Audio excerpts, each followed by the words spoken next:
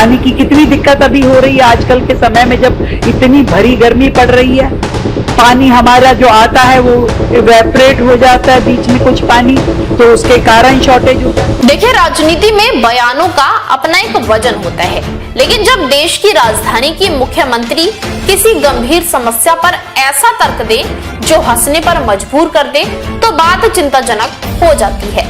इन दिनों दिल्ली भीषण गर्मी और पानी की भारी किल्लत से जूझ रही है।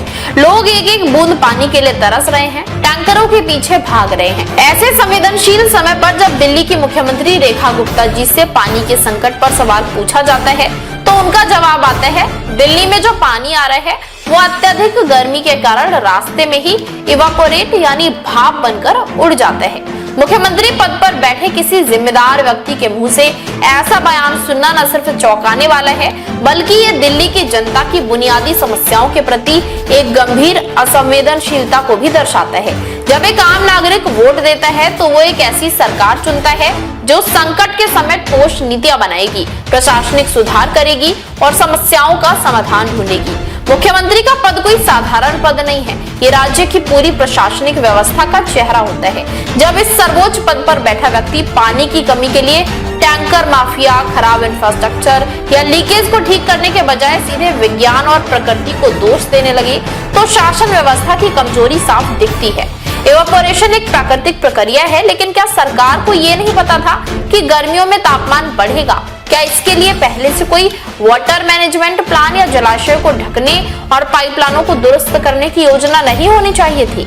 ऐसे अजीबोगरीब तर्क देकर मुख्यमंत्री ने अपनी प्रशासनिक विफलताओं को छुपाने की कोशिश की है, जिसे दिल्ली की जनता कतई स्वीकार नहीं कर सकती।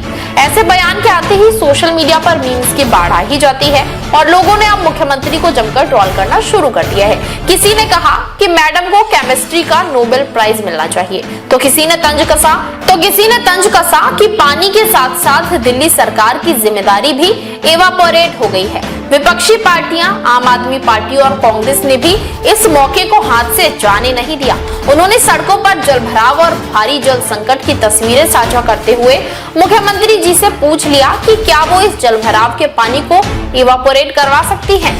दिल्ली के कई इलाकों में गुस्साए नागरिकों ने मटके फोड़कर प्रदर्शन किया था और रेखा गुप्ता पानी दो के नारे लगाए थे। हालांकि सत्ताधारी दल भाजपा ने ये कहकर बचाव करने की कोशिश की कि मुख्यमंत्री के बयान को तोड़ मरोड़ कर पेश किया गया है और वो केवल भीषण गर्मी में होने वाले स्वाभाविक वाटर लॉस की बात कर रही थी। लेकिन तब तक नुकसान हो चुका था और जनता का भरोसा डगमगा चुका था।